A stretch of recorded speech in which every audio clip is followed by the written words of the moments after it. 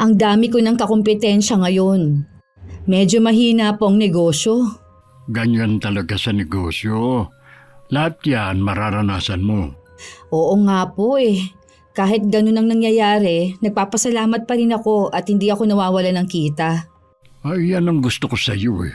Hindi ka nakakalimot magpasalamat. Siyempre naman po, Tay. Hindi ako nakakalimot na lahat ng meron tayo, biyaya mula sa Diyos. Lahat kayong magkakapatid, masasabi kong matagumpay sa buhay. Wala na akong mahihiling pa. Maliban lang po kay Owen. Dahil ayaw niyang makinig sa atin noon, mas pinili niyang lumayo sa pamilya. Kung naibibigay niya ang pangangailangan ng pamilya niya, para sa akin matagumpay na rin siya. Kung inayos lang sana ng asawa niya ang paghawak sa pera ng pangnegosyo noon, mas maganda pa ang buhay nila. Wala na tayong magagawa pa. Nagastos na ang pera eh. Sana ipinaliwanag niya kung saan niya dinala. Hindi yung magchat-chat-chat siya sa amin para humingi ulit. Nang hindi mapagbigyan siya pa nagtampo. Huwag na natin yung pag-usapan. Tapos na naman yon at hindi na ulit lumapit ang hipag mo sa inyo. Wala na talaga siyang aasahan sa amin. Sa lahat ng ayoko, abusadong tao. May mga tao talagang abusado. Kapag hindi na pagbigyan, sila pa ang galit. Uubusin ang pasensya ng taong tumutulong at sila pa ang may ganang gumante. Sabi nga, ang pagiging abusado may katapat na parusa. Kailanman walang pag-asenso ang mga taong may ganitong pag-uugali. Magandang araw, Miss Gwen. Ako po si Ami, 40 years old at tubong Bulacan. Matagal niyo na po akong taga-subaybay sa inyong channel. Gusto ko pong magbahagi ng sarili kong karanasan na minsan hindi ko inisip na mararanasan ko. Madalas ko lang kasing marinig ito sa mga kwento ng matatanda noong araw. Sana po mapili niyo ang aking sulat at sana may mapulot kayong aral dito. Kakausapin ko muna ang ate Ami mo. Sige po, Tay. Sana pumayag si ate. Mahirap po talaga kasi makipisan. Ang dami namin sa isang bahay. Mas mabuti pa rin kasi kung may sarili kayong bahay. Hindi pa po namin yun prioridad sa ngayon. Sakto lang ang kinikita ko eh. Ito na nga sinasabi ng ate mo noon. Unahin mo muna ang pag-aaral dahil para din yun sa iyo. Tay, huwag niyo na lang po banggitin kay ate ang tunay naming sitwasyon ha. Oh, hindi ko sasabihin. At saka hindi naman yun nagtatanong ng tungkol sa iyo eh. Salamat po, Tay. Naiintindihan niyo ako. Papayag naman ang ate mo. Kaya lang sigurado na may kondisyon. Handa naman po kaming makihati sa gastusin dito sa bahay. Doon kasi sa tinitirhan namin, mahirap makihati dahil nga marami kami. Payag naman ba si Jenny na dumito kayo? Opo, gusto na rin talaga niya na makaalis doon. Baka naman napapabayaan niyo na rin ang mga bata. Hindi naman po, kaya lang maraming kaagaw sa pagkain. Hindi naman pwedeng hindi mamigay dahil baka masamain naman ang bayaw at hipag ko. Nagtitiis lang pala kayo doon, ngayon mo lang sinabi. Nahihiya po ako magsabi sa inyo eh. Sana isinama mo na dito, mag-iina mo. Galing po ako sa trabaho, Tay. Dumaan lang talaga ako dito. Ayaw mo bang maghanap ng ibang trabaho? Di ba sabi mo maliit lang ka mo ang sahod mo? Hindi po kasi ganun kadali ang maghanap ng trabaho ngayon. Panibagong pagkuha na naman ng requirements yon. Tapos, wala naman akong ipon para habang naghihintay may panggastos kami. Ayaw mo bang sumubok mag-apply papuntang abroad? Baka hindi rin po ako makapasa sa medical. Meron kasi akong spot sa baga. Nagkasakit kasi ako dati. Hindi ko lang sinasabi sa inyo. Kaya pala hindi ka na tumaba. Bago ka umuwi sa inyo, kumain ka na muna. Sige po, Tay. Wala mo namang hindi kita kayang tiisin eh. Kayong lahat na mga anak ko. May trabaho ako dati. Kung ano-ano ang pinasok ko para lang makatulong sa pamilya at para makapag-ipon na rin. Nang makaipon, nagtayo na lang ako ng maliit na negosyo. Isa tong anik-anik store at sa Divisoria ako umaangkat ng paninda. Hindi ganun kadali nung una. Pero dahil sa sipag at tiyaga ko, nagbunga rin ang paghihirap ko. Nabili ko na ang pwesto na dati nirerentahan ko lang. Maaga rin kami naulilang magkakapatid sa ina. 5 kami at ako ang pangatlo. Lahat sila may kanya-kanya ng pamilya maliban sa akin. Dahil wala pa naman akong pamilya, nasa poder ko si Itay. Madalas gabi na ako nakakauwi. Pagkarating ko nga sa bahay, ang bungad agad sa akin ni Itay ang pagpunta ng bunso kong kapatid na si Owen. Wala naman pong problema kung dito sila titira. Wala naman nang nakatira sa kwarto sa baba. Kaya alam po tay, hindi libre ang tubig at ilaw. Tsaka magluto sila ng sarili nilang pagkain. Sinabi ko naman yun sa kapatid mo. Wala naman daw problema. May trabaho naman kasi siya. Si Jenny po ba may trabaho? Nag-aalaga lang siya ng 3 nilang anak. Parang kailan lang sila nagsama. Ngayon 3 na agad ang anak nila. Oo nga. Mabuti, hindi sila nahihirapan. Hindi naman siguro dahil may trabaho naman ang kapatid mo. Kailan daw sila lilipat dito? Hinihintay lang na pumayag ka at lilipat na agad sila. Sa totoo lang tay, namimiss ko na rin si Bunso. Mula kasi nung nag-asawa siya, bihira na natin siyang nakakasama. Tsaka umiwas sa atin dahil sa issue sa pera, hindi ba? Ganun talaga kapag may pamilya na nag-iiba na rin ang prioridad sa buhay. Ikaw, kailan mo ba balak mag-asawa? Nako tay, hindi ko na yan naiisip. Bakit naman? Bata ka pa naman, hindi pa huli para magkapamilya. Kapag nag-asawa ako, sino na po ang makakasama ninyo? Huwag mo kong intindihin. Kaya ko naman ang sarili ko. Ang gusto ko, makita kayong mga anak ko na maayos ang kalagayan. Nasa maayos naman po ang kalagayan ko. Masaya ako kahit single. Hindi na nga kita pipilitin. Kung sakaling mag-aasawa ka, ako na ang pinakamasaya sa lahat. Meron po ba kayong sasabihin, tay? Ayun lang tungkol sa kapatid mo. Lumipat na lang kamo sila. Malinis naman ang kwarto sa babae. Tatawagan ko na lang siya mamaya. Sige po, tay. Magpapahinga na ako. Pagod ako sa maghapon. Nung magkatrabaho ako noon, ako na ang tumulong sa pagpapaaral sa 2 kong kapatid na sumunod sa akin. Pero si Lynn lang ang nakatapos at si Owen naman huminto dahil nabuntis ang girlfriend. Inaamin ko na sumama ang loob ko at sinabi sa sarili ko noon na hindi na ako ulit tutulong. Ang bahay naman na tinitirhan namin pag-aari ng magulang namin. Kahit ako ang nagpaayos, sa tingin ko naman wala akong karapatang tumutol kung gusto dito tumira ni Owen. Nakausap ko na si Itay. Pumayag na daw si Ate Ami na doon tayo tumira. Di ba bahay naman yun ng mga magulang mo? Bakit kailangang ate mo ang magdedesisyon? Si ate kasi ang nagpaayos ng bahay namin. Kaya bilang respeto, pinaalam muna ni Itay sa kanya.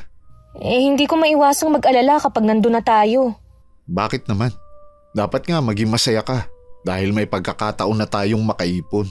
Di ba, ayaw sa akin ng ate mo dahil tingin niya ako ang dahilan kung bakit hindi ka nakapagtapos ng pag-aaral nun. At saka dahil na rin sa pera na hindi ko napalago. Matagal na rin namang nangyari yun eh. Sigurado na wala na yun kay ate. Sana nga. Dahil nakakailang na magkasama kami sa iisang bahay. May kasungitan pa naman ng ate mo. Sabi ni tatay, gabi na daw umuwi si ate. Kaya hindi mo rin siya makakasama sa buong maghapon. Mabuti naman kung ganun. Pakisamahan mo na lang si ate kapag nandun na tayo. Oo naman. Sana lang maging mabait siya sa mga anak natin. Mabait naman si ate eh. Yun nga lang, hindi siya mahilig sa bata. Kapag nasa bahay siya, sabihan mo na lang ang mga bata na huwag mag-ingay. Mga bata yan. Hindi talaga maiiwasan na mag-ingay ang mga yan. Kahit paano, alam niyang sinasaway mo. Napaka-arte naman pala ng kapatid mo. Di wag na lang kaya tayong lumipat sa amin. Ayaw mo naman yata eh. Sinabi ko bang ayoko? Ang dami mo kasing reklamo eh. Hindi naman ako nagre-reklamo.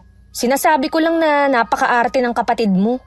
Kapag nasa amin na tayo, hindi sina tatay at ate ang makikisama, kundi tayo. Oo na. Kailan tayo lilipat sa inyo? Sa day off ko. Kaya ngayon pa lang, mag-ayos ka na ng gamit natin.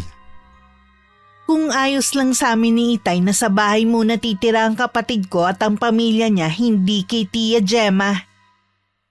Kapatid siya ni Itay na kapitbahay lang din namin. Mabait naman siya kaya lang prangka magsalita. Noon pa kasi ayaw na niya sa hipag ko para sa kapatid ko. Mabigat ang dugo nito mula pa noon. Palagay daw niya may ugali pa itong tinatago. Kaya nang malaman nito na sa amin na sila titira, kinausap niya si Itay na pag-isipan na naging desisyon. Paano kasi ang gusto niya nun para kay Owen, yung inaanak niya na nasa UK na ngayon. Kaya hanggang ngayon, ayaw pa rin niya kay Jenny. Hindi naman daw yon ang dahilan niya. Basta hindi raw maganda ang pakiramdam niya sa asawa ni Owen. Hindi naman siguro magtatagal ang mga yun kung masama ang ugali ni Jenny. Malalaman natin kapag nandito na siya. Kailan nga po pala sila lilipat dito? Sa Martes, yun daw kasi ang araw ng day off ng kapatid mo. Siguro naman po malinaw sa kanila ang pagtira nila dito, no? Oo naman, malinaw naman ang naging pag-uusap namin. Kahit kasi pumayag ako na dumito sila, ayoko pa rin na magulo ang tahimik nating buhay. Huwag ka kasi mag-isip ng negatibo. Pasensya na tay, pagod lang siguro ako. Paano naman kasi? Wala ka ng pahinga. Alam niyo naman po na hindi ako sanay na nandito lang sa bahay. Mas magkakasakit ako kung walang ginagawa. Sobrang sipag mo talaga, anak. Dapat talaga nag-aasawa ka na para may katuwang ka na. Ay, ayan na naman po kayo tay Totoo naman kasi na kailangan mo ng katuwang. Sa panahon po ngayon tay, mahirap nang makahanap ng matinong lalaki. Siyempre pipiliin mo ang kakasamahin mo. Ayaw mo ba magkaroon ng anak? Marami naman po akong pamangkin. Iba pa rin kasi kapag sarili mong anak. Pag-isipan mo pa rin. Naiintindihan ko naman si Itay na nag-aalala siya sa akin na maiwan akong mag-isa at walang mag-aalaga sa akin. Pinaubaya ko na rin ang kapalaran ko sa itaas. Hindi naman kasi ko takot mag-isa. Lalo pa ako nagpakabisi sa negosyo ko para hindi na rin ako kinukulit ni Itay tungkol sa pag-aasawa. Sa dami ng ginagawa, hindi ko na malayang nakalipat na pala sa amin ng kapatid ko at ang pamilya niya. Pwede naman kayong magluto dito sa labas. O kaya bumili na lang ng lutong ulam kina Aling Bebang. Gano'n na lang kasi ang ginagawa ko para hindi na ako nagluluto kapag mag-isa lang ako. Hindi po ba kayo naiinip na nandito lang kayo sa bahay? Naiinip din pero nasanay na lang. Ayaw na rin kasi akong pabalikin ng ate mo sa pamamasada Kaya nyo pa naman yata Kaya ko pa naman. Yun nga lang, mahina na ang mga mata ko sa gabi. Binibigyan ba naman kayo ni Ate Ami? Oo, wala akong problema sa mga gastusin ko. Yung iba kong mga kapatid nagbibigay sa inyo? Oo naman, hindi sila nakakalimot. Ako lang pala ang hindi nakakapagbigay sa inyo. Ay hindi naman kita hinahanapan Alam ko naman ang kalagayan ninyo.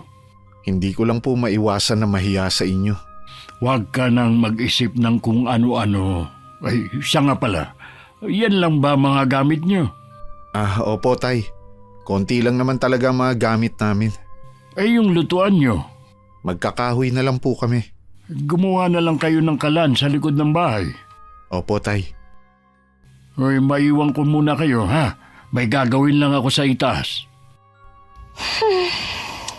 Para saan naman yan? Akala ko kasi, isa sa kwarto sa taas tayo matutulog. Dito lang pala sa silong. Ano ang problema dito? Malinis naman at malawak. Tsaka kwarto namin to ng kuya ko dati. Buti nga pinalagyan ng tiles ni ate kahit walang gumagamit. Tsaka, hindi ba tayo pwedeng makigamit na lang ng kalan? Hanggang dito ba naman kahoy pa rin ang gagamitin natin? Nakakahiya kasi kay ate. Owen, kung nahihiya ka sa ate mo, pwede naman sigurong si tatay ang kausapin mo. Inaalala ko lang kasi ang bunso natin. Hindi na gumaling-galing sa hika niya. Sa likod naman tayo magluluto. Hindi aabot dito ang usok. Kaya lang... Tandaan mo, nakikitira lang tayo dito. Matuto na lang tayong makisama. Nung pag-uwi ko nung gabi, naabutan ko pa si Itay sa sala. Mukhang hinihintay niya ang pagdating ko. Nagmano naman ako sa kanya at papasok na sana sa kwarto ko nang pigilan niya ako. Sinabi niyang dumating na daw si Owen at ang pamilya nito. Tumangulang naman ako at sinabing bukas ko na lang sila kakausapin. Plano ko kasing magpahinga bukas dahil birthday ng pamangkin ko sa kuya namin. May konting handaan daw at pupunta kami ni Itay sa kanila sa hapon. Kinabukasan naman nagising ako sa usok na pumapasok sa kwarto. Napaubo pa ako at saka bumangon para isara ang bintana. Sa gabi kasi hinahayaan ko na lang na nakabukas yun para pumasok ang hangin. Lumabas na lang ako dahil hindi naman ako makakabalik sa pagtulog. Gising ka na pala. Malapit na akong matapos magluto ng almusal natin. Sino naman po kaya nagsisiga ng ganito kaaga? Wala namang nagsisiga sa mga kapitbahay natin. May pumapasok pong usok sa kwarto ko kaya nga ako nagising. Ay baka sina Owen. Kahoy lang kasi ang ginagamit nila kapag nagluluto. Ibig sabihin wala silang kalan? Konti nga lang ang dala nilang gamit Doon kasi sa inalisan nila, may gamit naman. Dapat po nagpupundar din sila ng gamit kahit nakikipisan lang sila. Hindi naman habang buhay wala silang bahay. Ngayong nandito na sila, makakapundar na sila ng gamit. Doon kasi marami sila. Baka naman mag-amoy usok itong buong bahay dahil sa kanila. Hindi naman siguro. Isara mo na lang lagi ang bintana ng kwarto mo. Tay, anong oras po pala tayo pupunta kina Kuya Julius? 3:00 daw. Nakabili na nga ako ng regalo para sa apo ko. Nakabili na rin po ako kahapon. Siguradong matutuwa ang anak ni Kuya. Kikay din yun Hindi ko alam kung makakasama si Owen. May trabaho kasi siya at gabi na rin nakakauwi. Sina Jenny na lang siguro at ang mga anak niyang sasama. Kaya po ba niyang isama ang 3 bata? Di tig-iisa tayo. Sa kanya ang bunso dahil kinakarga pa yun. Naku tay, ngayon lang po ako makakapagpahinga. Ayoko pong mag-alaga ng bata. Minsan lang naman Kahit na po tay. Uy, sige. Ako na lang ang bahala sa 2. Kaya niyo po ba? 7 at 5 taon, bantahin pa po yun. Mababait naman siguro sila. At saka kasama naman ang nanay nila. Tatawagan ko na lang po si Mang Isko para masundo tayo. Aarkilahin ko na lang ang tricycle niya. Mahirap ang sakayan papunta kina Kuya. Tapos may kasama pa tayong mga bata. Mabuti pa nga. Oy, halika na. Kumain na muna tayo. Maghapon naman ako naglinis ng bahay pati ng silid ko. Kaya wala akong pagkakataon na bumaba para kumustahin ang hipag ko't mga pamangkin. Nung tanghali amoy usok na naman. Napapailing na lang ako at hindi na nagreklamo. Nung mga bandang 2:00 naman gumayak na ako. Nasa labas na ako ng bahay at naroon na rin ang tricycle na maghahatid sa amin. May ilang minuto na ang nakakalipas, hindi pa rin lumalabas ang hipag ko at mga anak niya. Pinuntahan na nga ni Itay pero binibihisan pa rin daw ang mga bata. Di ba alam naman ni Jenny kung anong oras ang alis natin? Alam naman niyang may mga anak siyang aayusan pa. Nakalimutan daw niya ang oras. 2:00 na daw nung naayusan ng mga anak. Nakakahiya dito sa inarkila natin Hayaan mo na. Ako na lang ang magbabayad at dadagdagan ko na lang para hindi nakakahiya. Napakabagal pa. Hanggang kailan ba tayo maghihintay? Yan na pala Pasensya na kayo ate, tay. Ang ligalig kasing bihisan itong 3 Ang tagal nyo na nga, hindi mo pa napaliguan ng mga anak mo. Maliliit na kasi tayo kung paliliguan ko pa sila. Ano bang ginawa mo maghapon Huwag mo sabing naglinis ka ang liit ng tinutuluyan ninyo. Mahirap kasi mag-alaga ng 3 bata Alam mo palang mahirap, hindi ka pa maglaan ng oras. Pasensya na talaga ate. Ay mabuti pa, umalis na tayo. Mga apo, sakay na kayo sa tricycle. Sumakay na rin kayo. Sa likod na lang ako ng driver uupo. Walang imik na sumakay ako ng tricycle hanggang sa makarating kami sa bahay ni Kuya. Pagdating, kumakain na ang mga bisita na mga kamag-anak din namin. Inabot ko agad ng regalo sa hipag ko na masaya pang nakipagbeso-beso sa akin. Tahimik naman si Jenny sa tabi ko. Doon ko lang naalala na wala siyang dalang regalo. Sinabihan naman siya ng hipag kong si Lena na pakainin ng mga bata. Nagkwentuhan muna kami nito dahil bihira lang kami magkita. Maraming pagkain kaya naman lahat nag-enjoy. Pagkatapos nga ng kainan, hindi muna kami umalis ni Itay. Tumulong muna kami sa pagliligpit para konti na lang ang aayusin ni Kuya at ng hipag kong si Lena. May ilan din ang tumulong pero si Jenny nasa sulok lang at nagsa-cellphone. Ang mga anak naman nakikipaglaro sa mga pinsan. Oh, buti na isama mo si Jenny. Pinuntahan niyo ba siya sa kanila? Dati kasi ayaw nilang pumunta eh. Hirap daw sa pagbabiyahe dahil sa mga anak. Hindi ko pala nabanggit sa'yo na sa amin na sila nakatira. Sa kwarto sa baba na bala ko sanang paupahan. Nakiusap kasi si Owen eh. Ah, ganun ba? Sa'yo ko lang to sasabihin ha. Ayoko sa kanya. Bakit naman? Unang kita ko pa lang sa kanya, mabigat na ang dugo ko. Tapos tingnan mo naman, parang walang pakialam. Yung mga anak hindi man lang maayos ang mga suot. Para kang tiyahin namin. Ganyan na ganyan ang nararamdaman kay Jenny. Kaya din siguro ganyan kasi sa dati nilang tinirhan, marami sila. Kahit na. Sana naman sa mga anak siya bumawi. Sana hindi ka magkaroon ng problema sa pagpapatira mo sa kanila sa bahay mo. Hindi ko lang naman yun bahay. Sa amin yung magkakapatid. Ikaw na kasi ang nagpaayos nun eh. May ililigpit pa ba? Wala na po, Tay. Last na po to. Buti po tinulungan ako ni Ami. Nagyayaya na kasing umuwi si Jenny. Ganun po ba? Teka lang po, Tay ha. Maglalagay lang ako ng spaghetti at ulam sa Tupperware para madala nyo pa uwi. Maiwan ko muna kayo. Kanina pa siya ha? Bakit naman? Kanina pinaghintay niya tayo. O ngayon naman, nagaya na siyang umuwi.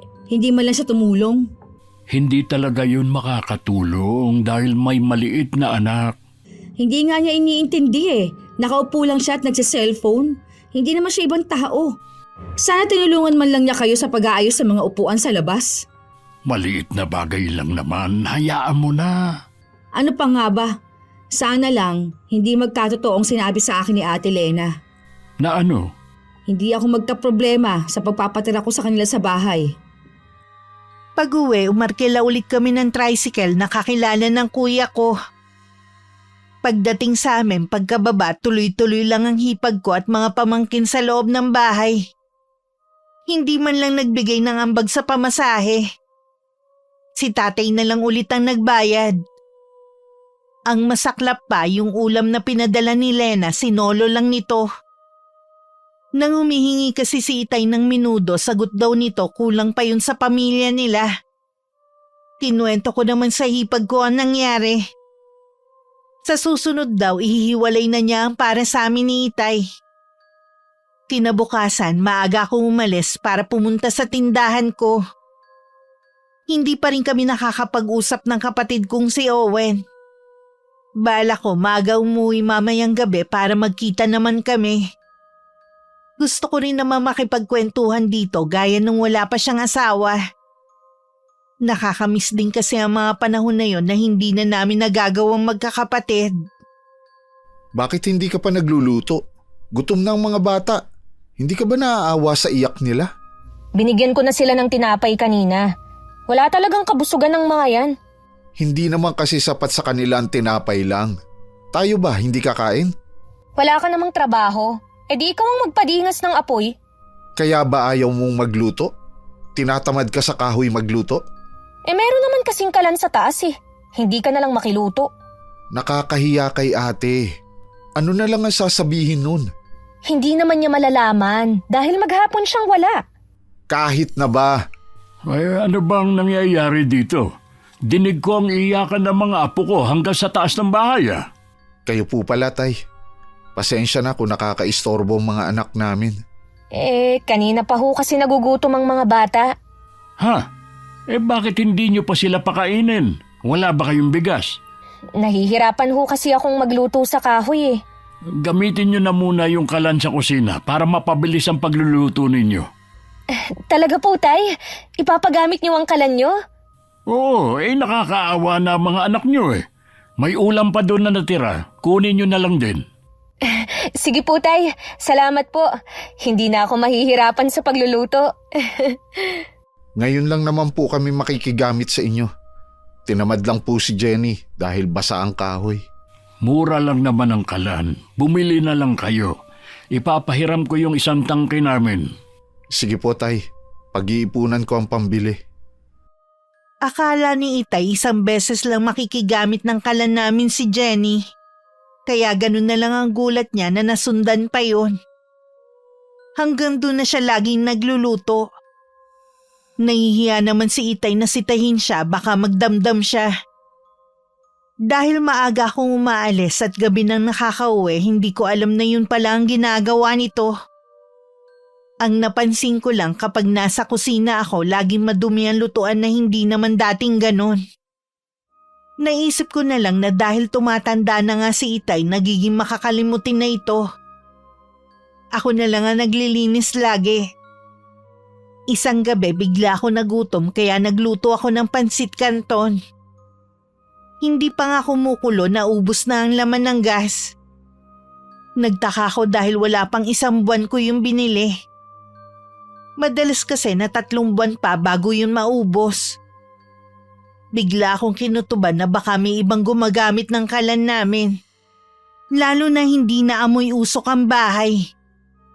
Kinabukasan tinawagan ko na lang ang tindera ko sa pwesto ko at sinabi kong tatanghaliin ako ng pasok.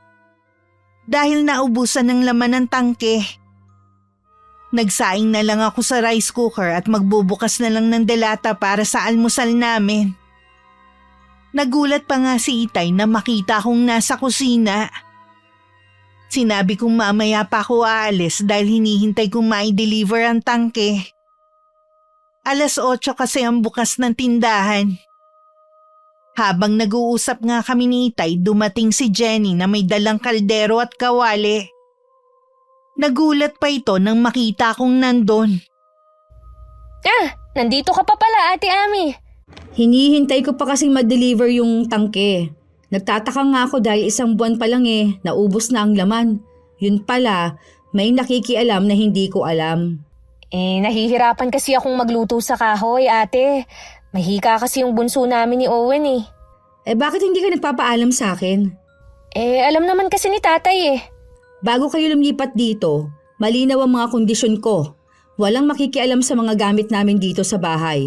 Makikihati kayo sa kuryente at tubig. Imposible namang hindi sinasabi sa'yo ng asawa mo yan. Sinabi naman niya. Alam mo naman pala .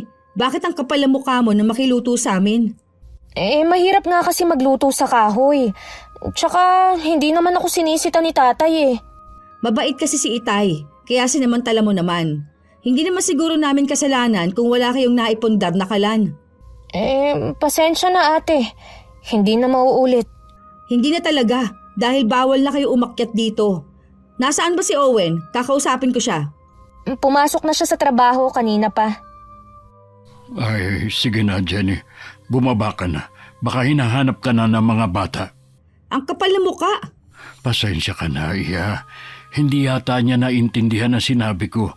Nakakaawa naman kasi yung mga bata .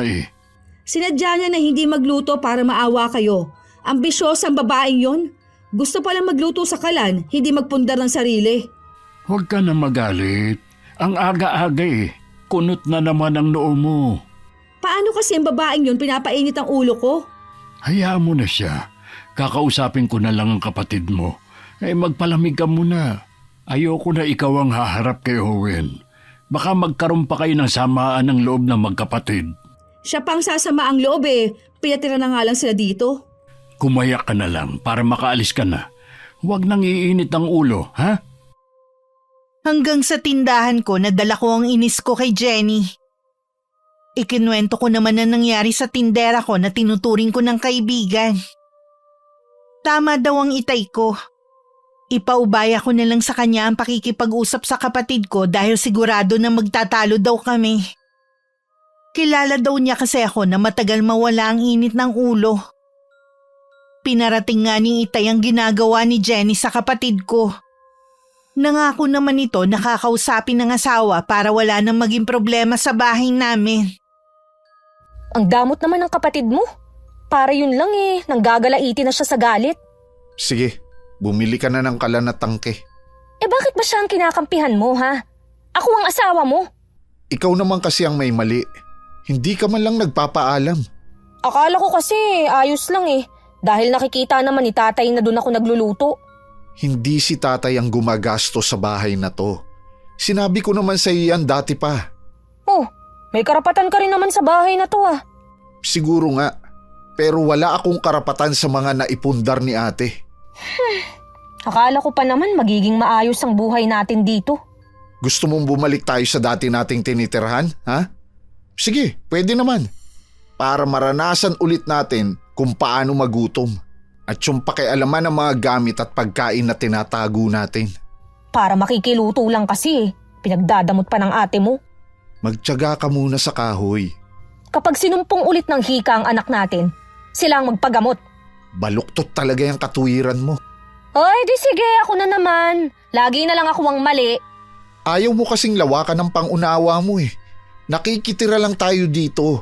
Gusto mo kasi pakialaman ang lahat ng mga gamit dito. Wala ka na rin pinagkaiba sa mga hipag at bayaw mo. Nang sa akin lang naman, nasa iisang bahay tayo. Kapamilya rin naman tayo bakit ayaw niya tayong paggamitin ang gamit dito? Sige, gamitin mo.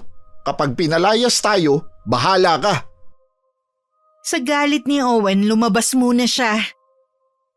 Pagod nga naman siya sa maghapon na trabaho, yun pa ang isasalubong sa kanya.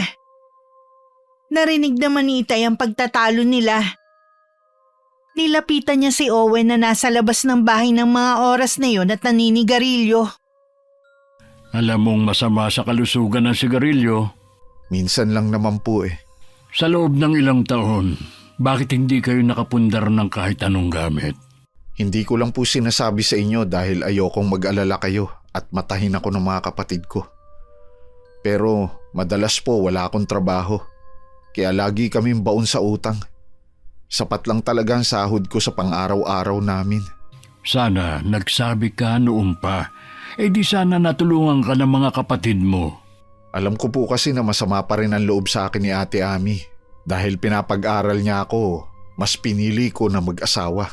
Hindi na maibabalik ang pagkakamaling nagawa mo. Pero pwede pa namang ayusin ang buhay ninyo. Kaya nga po humingi na ako ng tulong sa inyo na kung pwedeng tumira dito. Kaya lang po, parang magkakaroon pa ng problema ang asawa ko at si Ate Ami. Kilala mo naman kasi ang ate mo. Kausapin mo din ang asawa mo. Matuto sana siya makibagay. Mabait naman ang ate mo Kasundo nga niya ang ibang hipag niyo at bayaw. Hindi po talaga tumatanggap ng pagkakamali ang asawa ko. Narinig niyo naman ang mga katwiran niya, di ba? Oo nga. Sabihin mo sa kanya, kung hindi siya kamo magbabago, ako mismo ang magpapaalis sa inyo rito kahit pa sabihin niyang may karapatan ka sa bahay na ito. Nang mga sumunod na araw, amoy usok na naman ang buong bahay. Sa pagkakataong yun, parang sa loob mismo nagluluto ang hipag ko. Nang hindi na ako makatiis, bumaba ako sa tinutuluyan nila. Halos hindi na makita ang kwarto nila sa kapal ng usok. Sa pinakalikod ako pumunta kung saan may pinto papuntang labas. Kaya naman pala pumapasok ang usok dahil sa mismong tapat ng pinto nagluluto ito. Umalis na lang ako dahil hindi na ako makahinga. Pagdating sa taas, uminom ako ng tubig. Malakas ang kutob ko na sinasadya yun ng hipag ko para galitin ako. Kumuha ko ng timba at saka ko kinalahati ang laman. Dala ko rin ang cellphone ko. Bumalik ako at saka binuhusan yun ng tubig.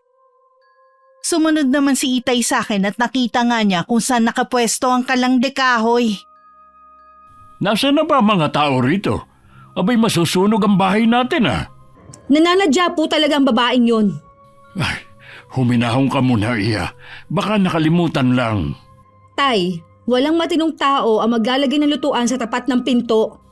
Kahit hindi niya intensyon na sunugin ang bahay, yung usok pumapasok dito sa loob. Nasaan na kaya sila? Wala na akong pakialam kung nasaan sila. Hindi na sila makakapasok dito. Pakinggan muna natin kung anong paliwanag ni Jenny. Ano pa po ba ang ipapaliwanag niya? Kita naman ang intensyon niya. Gusto niyang gumante dahil sa napahiya siya. Ay, mahirap nga na iwan silang mag-iina rito sa bahay. Ang kapal na mukha niya. Bumalik na lang sila sa pinanggalingan nila. Kakausapin ko si Owen pagdating niya mamaya. Nagdududa na tuloy ako sa tunay na dahilan ng pag-alis nila sa titirhan nila. Ang sabi lang kasi ni Owen, marami silang magkakasama sa iisang bahay. Mahirap nga naman yun. Baka po may tinatago si Owen. Hindi siya nagsasabi ng totoo. Kung masisira lang ang katahimikan ng bahay na ito, mabuti pa, umalis na sila. Kawawa kasi mga bata eh. Naaawa din ako sa kanila. Pero hindi ako papayag na makasama ang nanay nila na makapal ang muka. Ilalabas ko na mga gamit nila ngayon. Hayaan mo na lang muna, Iya. Ipakuha na lang natin kay Owen. Kapag bumalik ang mag-iinang yon, wag nyo na silang pagbubuksan ng pinto. Ipinadla ko ang 2 pinto sa baba para hindi na sila makapasok doon. Wala akong pakialam kung nasan man sila. Hanggang ngayon nagingit-ngit pa rin ako. Wala na ako nun sa bahay nang bumalik ang hipag ko at mga anak. Nagtaka pa sila kung bakit may padlock ang pinto ng tinitirhan nila. Agad niyang tinawagan ng asawa para ipaalam na hindi sila makapasok sa loob. Ano bang nangyari? Hindi ko nga rin alam eh. Umalis lang kami ng mga bata para bumili ng ulam. Pagbalik namin, hindi na kami makapasok. Kumatok ka na kay na ate? Tingin ko wala ring tao sa kanila. Alam mo naman minsan, umaalis ang tatay mo. Hintayin mo na lang na makabalik si Itay. Hindi naman yun nagtatagal sa labas eh. Baka mamaya hapon na yun makabalik. Umuwi ka muna. Hindi naman ako makakaalis dito sa trabaho eh. Gumawa ka naman ng paraan kung paano kami makakapasok oh. Dumidilim na kaya ngayon. Baka biglang bumagsak ang ulan. Sigurado ka bang wala kang ginawa para magalit si Ate Ami? Wala nga sabi. Lumabas lang kami ng mga anak mo. Tatawagan ko si Itay. Mamaya ulit tayo mag-usap. Lumipas ang ilang sandali, nasa labas pa rin ang mag-iina. Pinagtitinginan na rin sila ng mga kapitbahay namin. Nang hindi na makatiis, nag-chat na siya kay Owen. Tumawag naman ito. O ano na? Hindi sumasagot si Itay eh. Baka naiwan niya yung cellphone niya sa bahay. Ang ate mo? Hindi rin siya sumasagot eh. Baka busy yun sa tindahan niya. Ano ba yan, Owen? Nakakahiya na sa mga kapitbahay natin. Pinagtitinginan na kami dito oh. Kapag inabutan talaga ng ulan ng mga anak natin at nagkasakit, humanda sa akin yung ate mo. Susubukan ko magpaalam sa boss ko dito sa trabaho. Sasabihin ko may emergency sa bahay. Ganun na nga lang ang gawin mo. Bakit hindi na lang muna kayo umuwi sa inyo ng mga bata? Nasa loob nga ang pera namin eh. Magchat-chat na lang ako kapag pinayagan ako, ha? Alam mo naman na stricto ang supervisor namin. Di tanggalin ka na lang yan sa trabaho kung hindi ka papayagan. Wala na namang kwenta yung sinasabi mo eh. Kapag natanggal ako, paano ang mga anak natin? Sisihin mo ang ate mo. Minsan, parang gusto kong pagsisihan na inuwi ko kayo dyan sa bahay dahil sa ugali mo. Hindi talaga kayo magkakasundo ng kapatid ko. Kasalanan naman kasi ng kapatid mo eh. Madamot na nga siya. Wala pa siyang puso. Sige na, babalik na ako sa trabaho. Magchat-chat na lang ako sa'yo. Hindi naman pinayagan si Owen na umuwi kahit sinabi niyang emergency. Kahit mag-half day, hindi rin siya pinayagan. Nag-chat siya kay Jenny na umuwi na lang muna sa kanila. Wala naman nagawa ang asawa kundi sundin siya. Nahalata naman ng supervisor nila na balisa siya at minsan natutulala na lang.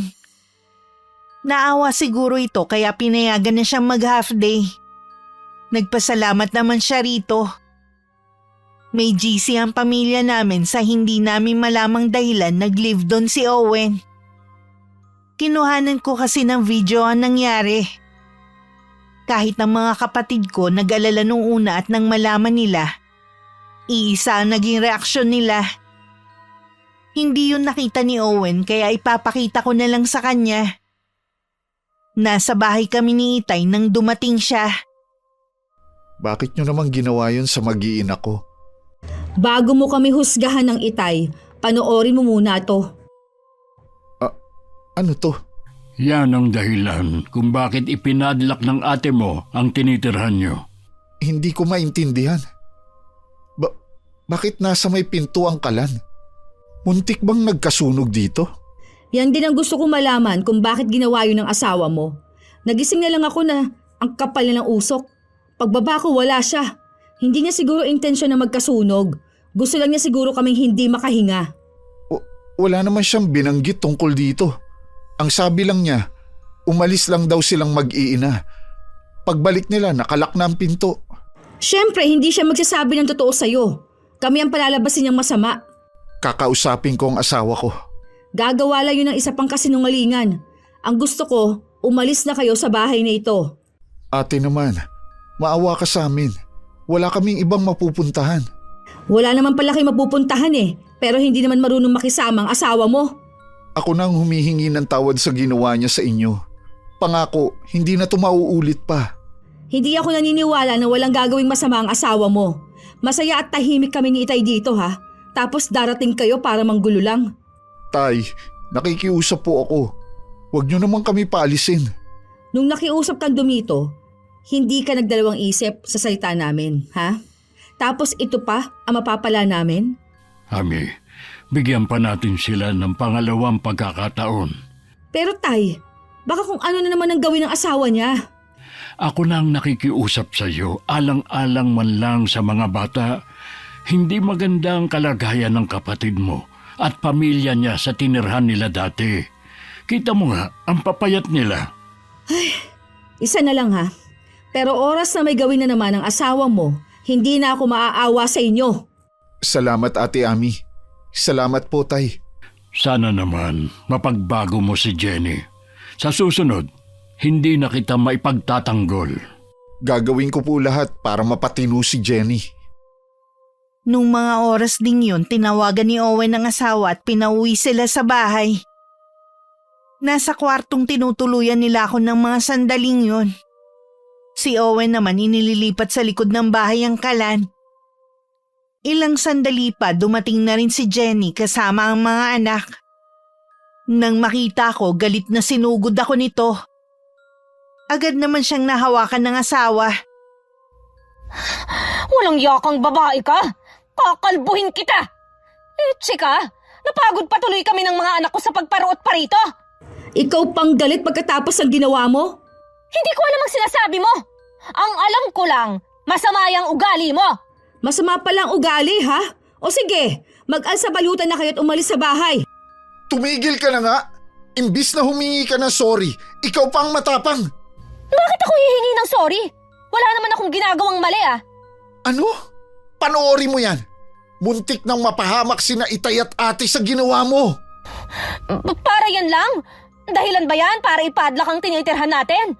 Walang matinong tao na ilalagay mismo sa tapat ng pinto ang kalan. Hinayaan mo pang may nakasalang at pumapasok ang usok sa loob ng bahay? Alam ko sinasadya mo yan dahil gumaganti ka sa akin. Dapat lang na mausukan ka. Baka sakaling mawala ang pagiging madamot mo. E di inamin mo rin na sinadya mo. Nakikitira ka lang dito ha? Ikaw pang makapalamuka. Mabuti pa umalis na lang tayo. Nakakahiya ang inaasal mo. Owen, saan naman tayo pupunta? Wala na tayong lugar sa amin. Ayaw mo kasing magpakumbaba. Ako nahihiya sa ginagawa mo. Diyan na nga kayo. Itong tandaan mo. Isang pagkakataon na lang ang ibinibigay ko sa inyo. Hindi ka ba talaga magtitino, ha? Oo na. Basta wag lang tayong bumalik sa amin. Huwag mo nang ililipat ang kalan. Doon lang yun sa pinaglagyan ko. Nainis lang kasi ako sa ate mo eh. Hindi na naawa sa atin. Hindi niya tayo obligasyon na pahiramin ng kahit anong gamit. Itanim mo sana yan sa utak mo. Oo na. Hindi ko na uulitin ang ginawa ko. Isipin mo sana ang mga anak natin. Lahat ginagawa ko para sa kabutihan ninyo. Sana ganun ka rin. Simula ng mga pangyayaring yon, lalong lumayo ang loob ko kay Jenny. Ni ayaw ko na nga siyang makita. Pati tuloy mga anak niya nadadamay sa inis ko sa kanya. Nawala na rin ang amor ko sa mga bata. Tuwing nakikita ko sila sa labas ng bahay at sumasalubong sa akin, malamig ang pakikitungo ko. Wala akong pakialam kung napapansin man yun ni Itay. Minsan nagbalot ako ng mga laruan para sa mga pamangkin ko. Pinadala ko yun kay Itay nang dumalaw ito sa kanila.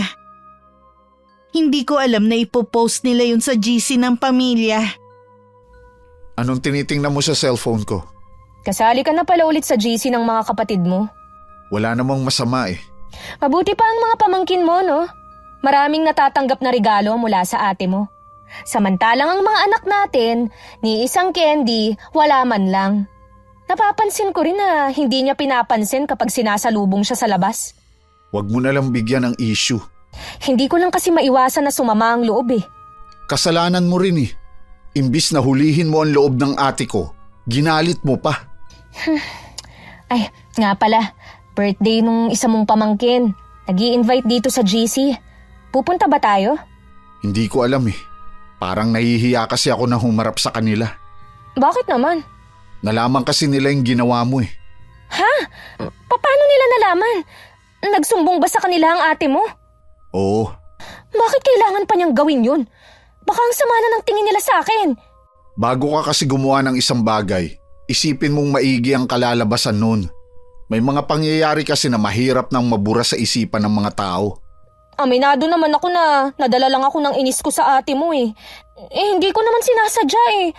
Ano ba ang dapat kong gawin para mapatawad ako ng ate mo? Kilala ko si Ate Ami. Hindi madaling lumambot ang puso nun. Lahat naman na sinunod ko. Kahit hirap na nga ako sa pagluluto sa kahoy, hindi na ulit ako nakigamit ng kalan nila eh. Hindi ko nga pinapaakyat ang mga anak natin sa tinitirhan nila. Minsan naiisip ko, kung hindi ko sinuway si ate, maganda rin sana ang buhay ko. Kahit magsisi ka pa, hindi mo naman na maibabalik ang nakaraan. Alam ko, kaya sa mga anak na lang natin ako babawi. May mga panahon talaga na tuwang-tuwa akong magregalo sa mga pamangkin ko kahit walang okasyon. Totoong wala akong hilig sa bata dahil hindi ko kasi alam kung magiging mabuti akong ina. Pero masaya akong nagbibigay ako ng mga regalo. Naabutan nga ako ni Itay na naglalagay ng mga laruan, damit at mga kung ano-ano na galing sa paninda ko. Napapangiti na lang siya dahil alam niya kung para kanino yun. Matutuwa na naman ang mga pamangkin mo niyan. Isasabay ko na lang po ang pagbibigay sa birthday ni Josh para lahat sila may regalo. Ay teka, parang kulang yata ang mga yan. Tama naman po, Tay. Ako pa ba makakalimutan ko kung ilan ang mga pamangkin ko? Kulang ng 3. Nakalimutan mo yata ang mga pamangkin mo kay Owen. Tay, hindi po sila kasama sa bibigyan ko. Baka naman mainggit ang mga yun kapag nakita nila na wala sila. Bakit, pupunta ba sila? Oo naman. Pamilya natin sila kahit anong mangyari. Huwag mo naman sanang idamay ang mga bata. Hindi ko po sila dinadamay. Wala naman kayong narinig sa akin laban sa kanila. Wala nga. Pero malamig naman ang pakikitungo mo sa kanila. Hindi naman po ako malambing sa mga bata eh. Alam nyo yan. Pero iba ang lamig mo sa kanila. Kasalanan yun ng nanay nila. Hinadlangan na nga niya ang pag-aaral ni Owen nun eh. Hanggang ngayon ba, kontrabida pa rin siya. Gusto ko sana magkaayos kayong maghipag alang-alang sa kapatid mo. Tapos na naman ang pangyayaring yun. Malabo na po yan, Tay. Huwag niyo na po sanang ipilit pa. Hindi ako nawawalan ng pag-asa. Kahit nga po sina Ate Lena at iba pa eh, ayaw sa kanya. Meron daw sa pagkatao niyang hindi nila maipaliwanag. Hindi nyo lang kasi sinubukan na makipaglapit sa kanya. Sinubukan po namin, Tay. Pero sila itong lumalayo. Kita nyo nga, ilang beses silang inimbita nun sa mga okasyon. Hindi sila pumupunta. Maliban lang nung nandito na sila. Subukan nyo pa rin sana. Lalo ka na at nasa iisang bahay lang tayo. Huwag na po natin yung pag-usapan. Ayoko masira ang mood ko. Iniwan na rin ako ni Itay mag-isa. Nang wala na siya, tsaka ako nilabas ang 3 paper bag na may mga lamang laruan at damit. Nauna ko na yun lagyan bago pa dumating si Itay. Naisip ko na ibigay na lang dito sa bahay at wag nang dalhin sa bahay ng kapatid ko sa birthday party. Sa kapatid ko na lang yun ipapaabot. Nang mga oras na yun, nasa labas na naman si Owen. Mula sa bintana, tanaw ko siya na malalim ang iniisip habang nakatingin sa kawalan. Lalabas sana ako para puntahan siya pero nakita kong lumabas din si Itay at nilapitan siya. Malalim na naman ang iniisip mo. Kayo po pala, Tay. Nagpapahangin lang po. Kahit hindi mo sabihin, alam ko na may bumabagabag sa'yo. Nandito lang ako para makinig. Iniisip ko po yung nakaraan. Kung halimbawang nakapagtapos ako, maganda siguro ang katayuan ko ngayon. Kahit maganda naman talaga kapag nakapagtapos ng pag-aaral, walang kasiguruhan kung aasenso nga ang buhay mo. Nasa kapalaran na ng tao kung nakatadhana siyang yumaman. Pero siyempre, sasabayan mo ng dasal, sipag at tiyaga. Sa totoo lang po, Tay, hindi ko maiiwasan na mainggit sa mga kapatid ko. Ayun ba ang dahilan kung bakit umiiwas ka sa mga okasyon ng pamilya? Opo. Saka nahihiya ako na wala man lang akong ambag na kahit na ano. Sabi ko nga sa'yo, hindi ka namin hinahanapan. Nandun ka lang at ang pamilya mo sapat na sa amin. Nag-aalangan nga po ako pumunta sa birthday ni Josh. Pumunta kayo. Inaasahan na kayo ng kuya nyo. Huwag ka mag-alala. Walang magbabanggit tungkol sa ginawa ng asawa mo. Hayaan mo mag-enjoy ang mga anak mo. Sige po, Tay, pupunta kami. Nakausap ko nga pala ang mga kapatid mo. Humingi ako sa kanila ng tulong kung pwede kang hanapan ng trabaho na may mataas na sahod. Okay naman po ako sa trabaho ko ngayon. Kaya lang, sabi mo nga, sapat lang sa inyong mag-anak. Hindi ka nakakaipon. Ngayong nandito na po kami, sinusubukan ko po na mag-ipon kahit maliit. Ay tama yan. Hindi mahalaga kung maliit o malaki basta may naitatabi. Salamat nga po pala, Tay. Lagi nyo kaming ipinagtatanggol. Ay, hindi kita pwedeng talikuran na lang. Kahit anong mangyari, anak pa rin kita. Sorry, Tay, kung binigo ko kayo noon. Hindi mo ako binigo. Dahil ikaw pa rin na mabait kong anak mula pa noon. Balang araw po makakabawi din ako sa inyo. Mangako ka lang na hindi ka naaalis dito. Nag-aalala kasi ako sa iyo kapag malayo ka sa amin. Opo, Tay. Halika nang pumasok. Malamig na rito. Hindi ko maiwasang mapangiti ng akbayang paniitay si Owen habang naglalakad papasok ng bahay. Sana hindi tuluyan lumayo sa amin ng kapatid ko nang dahil kay Jenny. Dumating naman ang araw ng birthday ng pamangkin ko. Sabay-sabay kaming pumunta kahit hindi pa rin kami nag-uusap ni Jenny. Pagdating kami na lang pala ang hinihintay. Natagalan na naman kasi sa pagbibihis ang hipag ko sa mga anak niya. Simple lang ang handaan, puro kamag-anak lang ang nandun. Pagkatapos nga kumain, ibinigay ko na ang mga regalo ko sa mga pamangking kong nandun. Sa gitna ng kasayahan, bigla na lang hinila ni Jenny ang mga anak at umalis. Kaya nagtaka kaming lahat. Humingi naman sa amin ng dispensa si Owen bago sumunod sa asawa. Ano ba ang problema mo, ha? Umuwi na lang tayo. Hindi naman tayo welcome eh. Anong hindi welcome? Kita mo nga mainit ang pagtanggap sa atin eh. Yan ba ang tingin mo, ha? Na hindi nga nila ako kinakausap eh. Paano? Ikaw ang lumalayo. O sige, ipagtanggol mo pa sila. Kesa sa akin na asawa mo. Ikaw lang ang may problema eh. Kita mo nga, kontratuhin nila ang mga anak natin. Asikasong-asikaso ng hipag ko. Ang ate-ami mo ang problema. Lahat ng mga pamangkin nyo, binigyan niya ng mga regalo. Bakit ang mga anak natin wala? Alam mo, kahit kailan talaga, wala siyang amor sa mga anak natin. Pamangkin din naman niya sila. Hinuhusgahan mo na agad ang kapatid ko dahil lang sa mga regalo.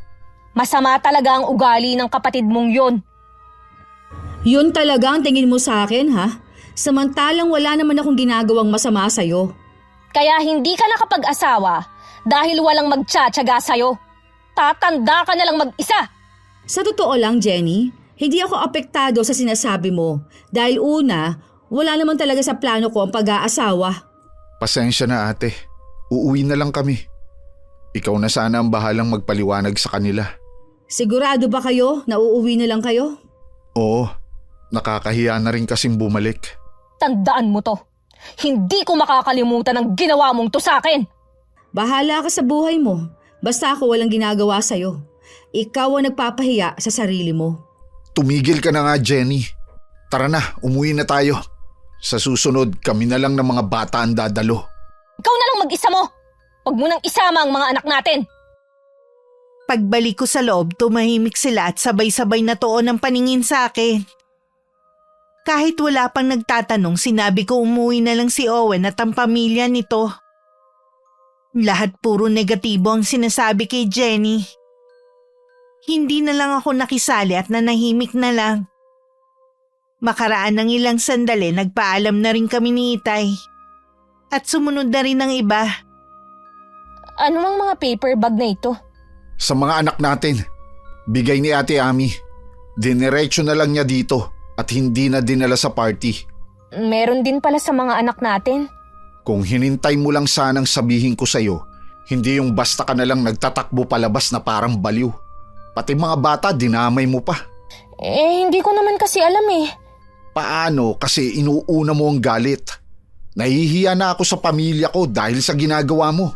Dapat kasi, doon na lang niya ibinigay sa akin. Tapos naman na yun. Wala na tayong magagawa pa. Lagi na lang akong napapahiya dahil sa kapatid mo. Huwag ka na ngang manisi. O sinong may kasalanan? Ako na naman, ha? Dahil sa'yo, pinaglalayo mo kaming magkakapatid. Hanggang makauwi kami ng bahay, dinig na dinig namin ang pagtatalo ng mag-asawa. Naiiling na lang si Itay.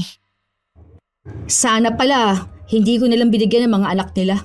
Hindi ko na rin nagugustuhan ang ugali ni Jenny. Dahil sa mga ginagawa niya, pati tuloy si Owen, naiipit. Nakasama nga natin si Owen. Naging magulo naman ang pamilya natin ngayon. Ay, tapos na rin naman. Kalimutan na lang natin ang nangyari. Hindi ko na talaga siya mapapatawad sa ginawa niya. Sinira niya ang party ng pamangkin ko dahil sa pag-iisip bata niya. Nakikiusap ako sa iyo. Huwag mo na lang patulan si Jenny. Kaya namimihasa din ang babaeng yun eh. Tingnan ko lang kung makapunta pa siya sa mga okasyon ng pamilya natin. Mula ng araw na yon, sabi ni Itay, madalas daw niyang marinig na nag-aaway ang mag-asawa. Naaawa daw siya sa mga apo dahil nag-iiyakan ng mga yon. Gustuhin man daw niya makialam, alam niyang lalo lang lalala ang away ng dalawa. Huwag ka na kasing magbasa ng GC. Bakit hindi? Mabuti nga nabasa ko ang mga sinasabi nila sa akin eh. Galit lang sila dahil sa ginawa mo.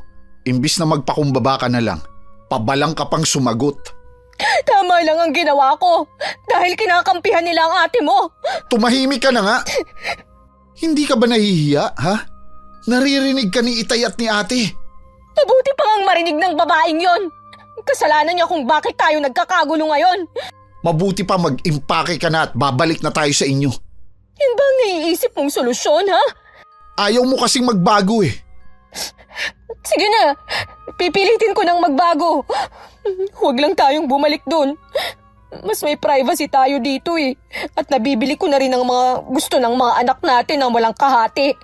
Sa totoo lang, ubus na rin ang pasensya ko sa iyo eh. Nauubos na rin ang pasensya ko sa'yo.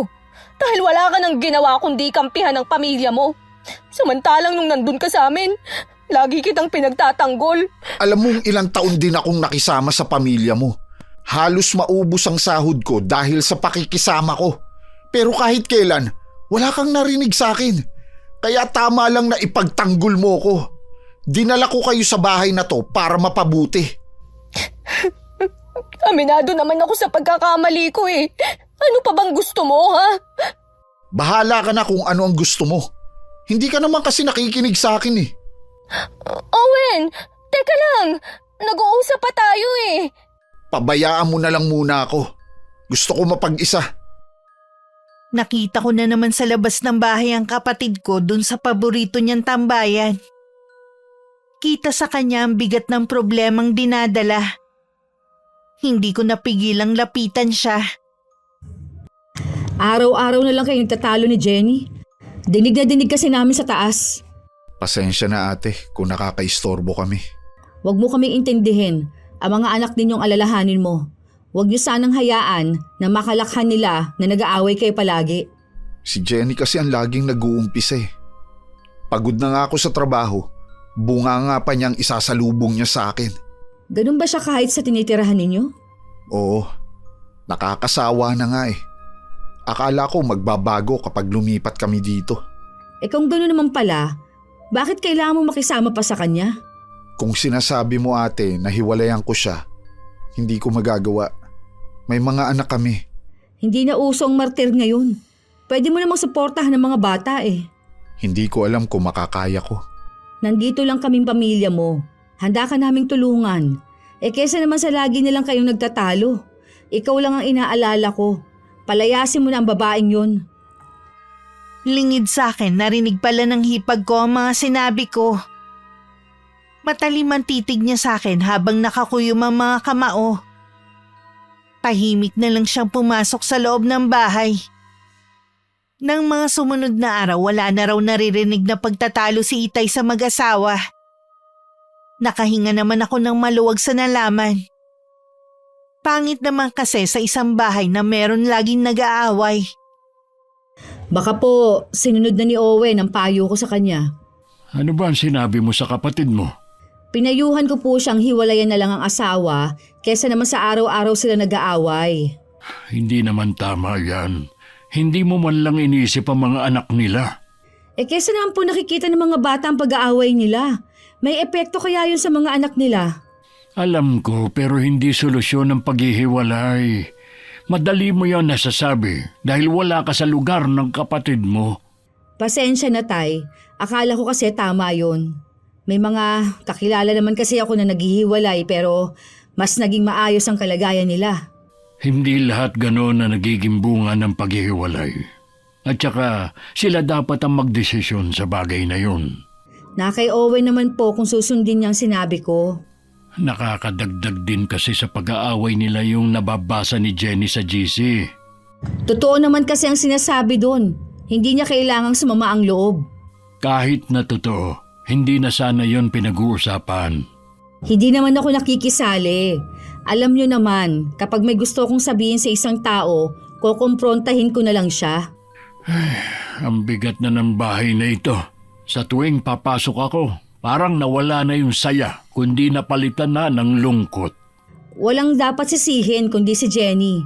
Sa lahat ng hipag ko, siya lang ang pinakakaiba ang ugali. Ang inaalala ko, baka mapilitan na rin ng kapatid mo na umalis kahit nangako pa siya na mananatili dito sa atin. Pipigilan ko po siya, tay. Magtitiis na lang ako na pakisamahan ng hipag ko. Basta wag lang kayo malungkot. Isang umaga tinanghali ako ng gising. Wala rin akong ganang umalis. Inayos ko lang ang higaan ko at saka lumabas na ako ng kwarto ko. Naabutan ko pa si Itay sa kusina na naghahanda ng almusal namin. Tahimik naman ako naupo habang pinanonood siya sa ginagawa. Nang mapasulyap ako sa labas ng bintana. May mga ibon kasi na bigla na lang nahuhulog kung saan. Nang buksan ko ang bintana, mga ibon nga ang nasa lupa at wala na silang buhay. Nang sulyapan ko si Itay, napaantanda ito. Masamang pangitain ito. Ano po ang ibig niyong sabihin? May kasabihan kasi ang mga matatanda noong araw. Kapag namatay ang mga ibon na walang dahilan at nasaksihan mo pa, may masamang mangyayari. Wala naman po siguro. Sabi niyo nga, kasabihan lang niya ng mga matatanda. Oo nga, pero iba kasi ang kutob ko. Huwag na po kayo mag-isip ng kahit ano. Tay, Ate Ami. Oh, ikaw pala. Anong kailangan mo, Iha? Naubusan ho kasi kami ng kahoy. Baka po pwede akong makiluto sa inyo. Ay, sige. Gamitin mo na. Tapos na rin naman ako magluto eh. Marami pong salamat. Si Owen ba pumasok sa trabaho? Ilang araw na po siyang hindi nakakapasok. Masama po kasi ang pakiramdam niya eh. Bakit hindi mo malang sinasabi sa amin? Akala ko kasi alam niyo. Magtatanong ba si Itay kung alam niya? Wala na rin palang trabaho si Owen. Nag-chat kasi ang supervisor niya. Tinanggal na siya dahil sa hindi niya pagpasok ng ilang araw. Ano? Kaya mula ngayon, obligasyon niyo na kaming buhayin dahil wala nang trabaho ang asawa ko. Ang kapal naman ng mukha mo para sabihin mo sa amin yan. Kanino pa ba kami aasa? Dito kami nakatira. Ano ba kasi ang sakit ni Owen? Ilang araw na po siyang nilalagnat. May iniinom ba siyang gamot? Meron naman po. Pupuntahan ko lang muna siya. Bakit hindi mo ipinaliwanag sa supervisor niya na may sakit ang asawa mo? Hindi naman yun maniniwala. Iisipin lang niya na nagdadahilan si Owen. Kahit na, sana sinubukan mo pa rin. Wala na tayong magagawa pa. Tapos na eh. Wala na siyang trabaho. Sa nakikita ko, parang hindi ka naman apektado. Alam ko kasi na hindi niyo kami pababayaan. Sa lahat ng taong nakilala ko, ikaw ang pinakamakapal na muka. Wala akong pakialam kung yan ang tingin mo sa akin. Basta mula ngayon, gagamitin ko kung ano ang gamit dito sa bahay na ito. Huwag mo na ring tangkain na sulsulan ng asawa ko. Dahil hindi niya kami iiwan. Tama nga, lahat sila sinasabi na may tinatago kang ugali. Hindi na ako nagtataka kung mismong pamilya mo nagpaalis sa inyo sa tinitirhan nyo dati. Sige, magluto ka na. At baka mag-iyakan na naman ng mga anak mo dahil nagugutom na. Naabutan ni Itay si Owen na balot ng kumot habang nakahiga sa sahig na nalalatagan lang na manipis na higaan. Nakapikit din ito at hindi niya alam kung natutulog nga ba. Ilang sandali muna niya itong pinagmasdan bago nilapitan. Hinawakan niya sa noo at mabilis din nabawi ang kamay. Nakakapaso kasi ang init nito. Nagising naman si Owen at napangiti na makita si Itay. O ano, kumusta na ang pakiramdam mo? Okay naman po ako, Tay. Ilang araw ka na bang nilalagnat? 4 na araw na po. May iniinom ka bang gamot? Opo, binilhan po ako ni Jenny. Kapag bukas hindi pa rin bumuti ang lagay mo, dadaling ka na namin sa ospital. Lagnat lang po to. Mawawala rin to. Ang payat mo na kasi. Ano ba ang pagkain na gusto mo, ha? Ibibili kita, tamang-tama, pupunta ako ng palengke. Kayo na lang po ang bahala, Tay. Nasa taas nga pala ang asawa mo, nagluluto siya. Pakisabi po kay Ate Ami, wag na po niyang galitin ang asawa ko. Ayoko siyang mapahamak. Patawarin niyo ako, Tay, kung dito ako sa inyo napatakbo. Pakiramdam ko kasi, dito lang kami ligtas ng pamilya ko. Hindi kita maintindihan, anak. Meron ka bang hindi sinasabi sa akin? Hindi ko pwedeng sabihin sa inyo. Basta, Tay, mag-iingat po kayo.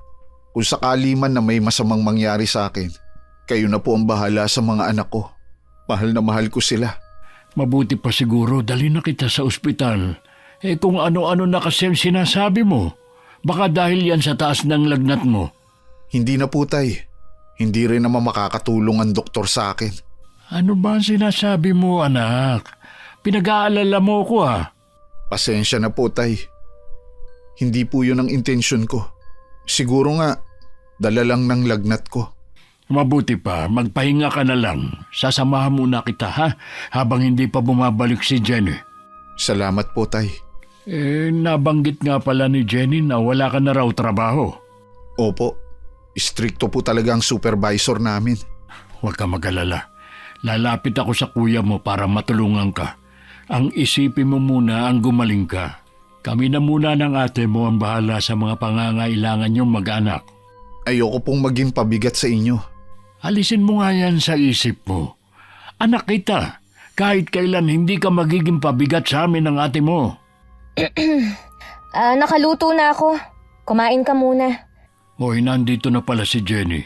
Kumain ka muna para makainom ka na ng gamot. Pupunta muna ako sa palengke ngayon. Sige po, Tay. Anong sinabi mo sa tatay mo? Wala akong sinabi na kahit na ano sa kanya. Sinagot ko lang ang mga tanong niya. Nakikiusap ako sa iyo. Huwag mo na lang silang idamay. Wala akong gagawin sa kanila kung susunod ka sa mga sinasabi ko. Akala ko iba ka sa pamilya mo. Kaya nga kita inilayo doon. Yun pala, wala kang pinag-iba sa kanila. Napuno na kasi ako sa ate mo eh.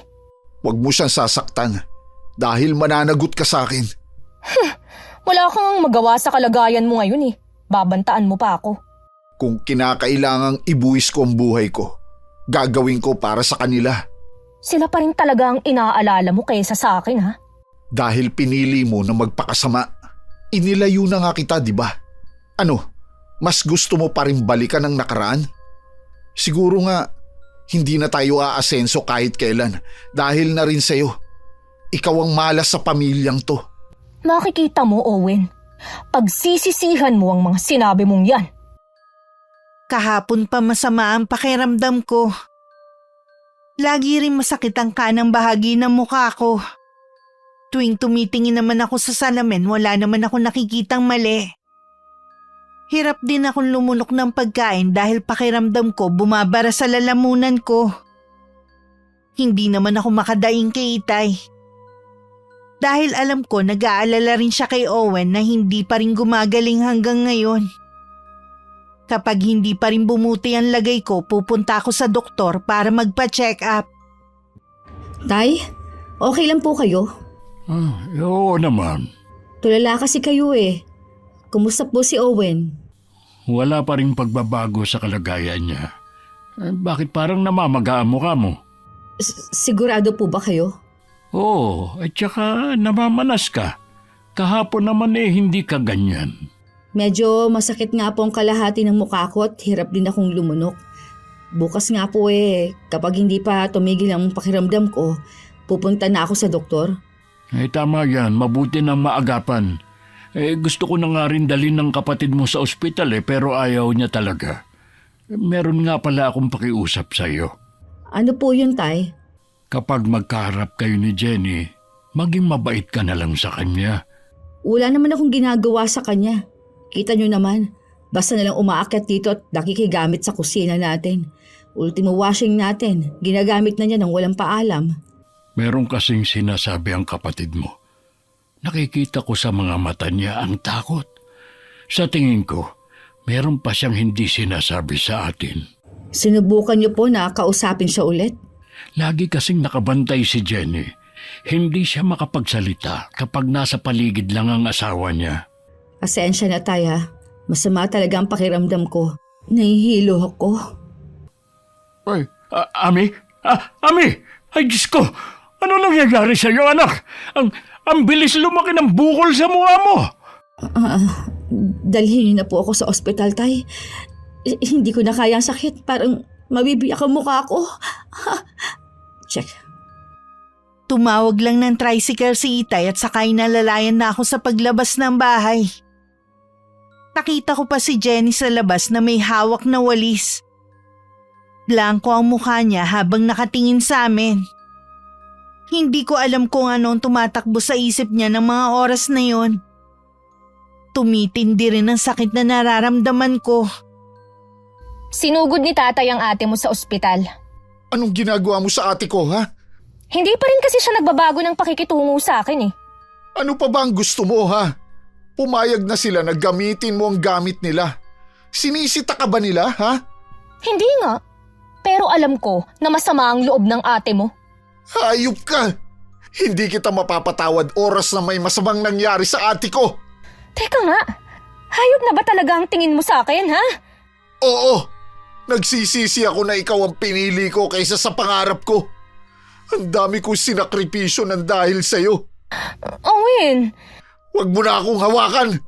akala ko ba mahal mo ko? Sa ginagawa mo sa pamilya ko, unti-unti nang nawawala ang pagmamahal ko sa'yo.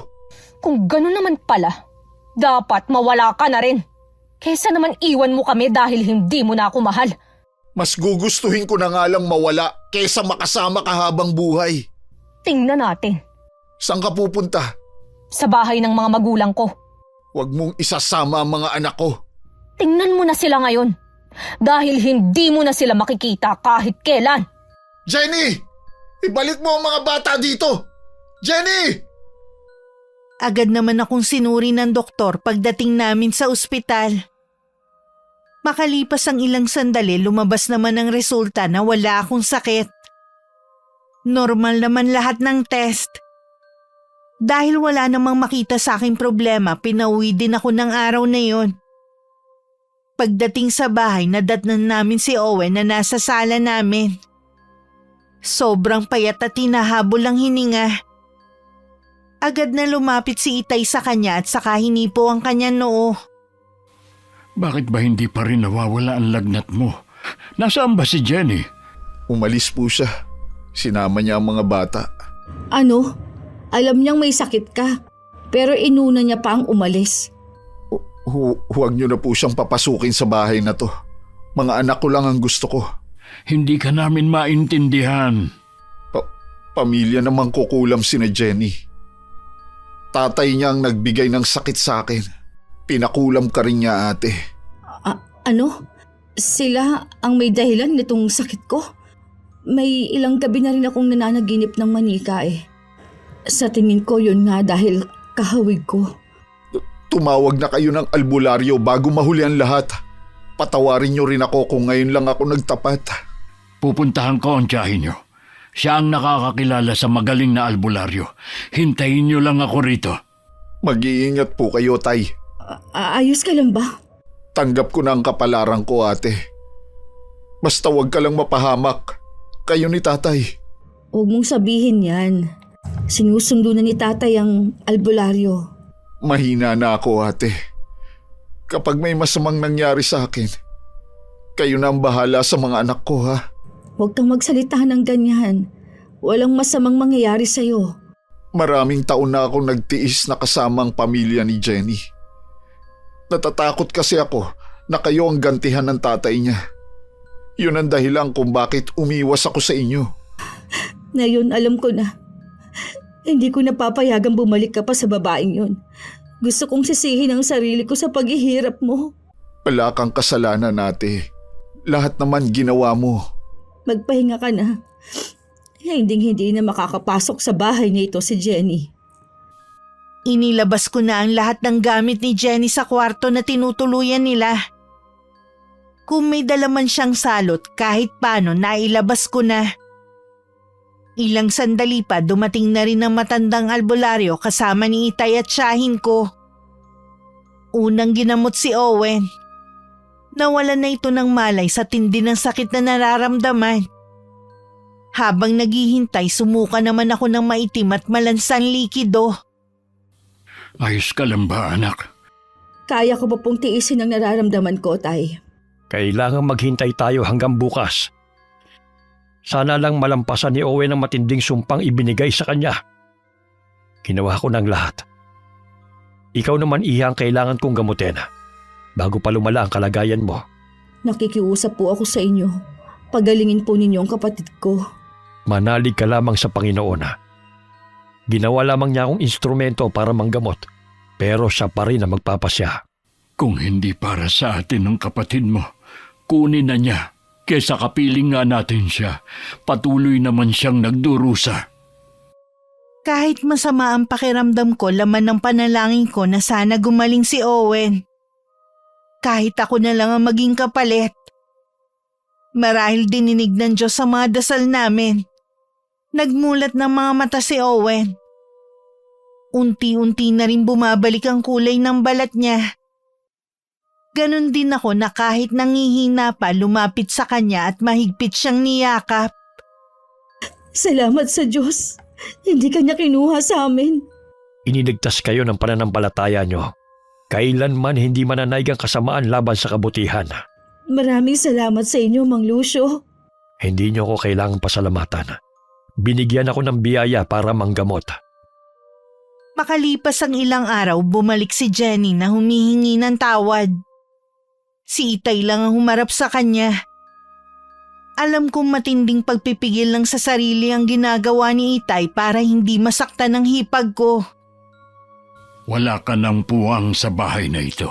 Mabuti pa umalis ka na. Kung meron ka ring awa sa mga anak mo, ibibigay mo sila sa amin. Nagmamakaawa po ako sa inyo.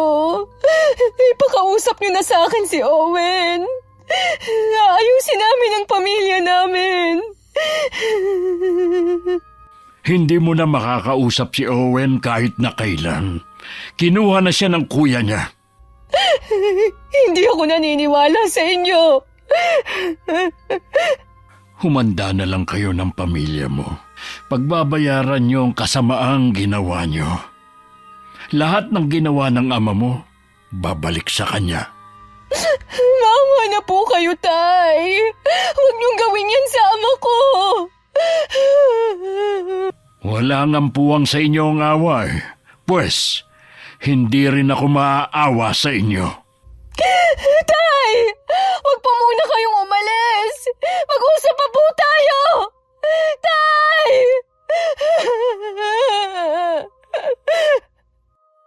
Makalipas ang 1 buwan, muling bumalik sa amin si Jenny kasama ang 3 anak.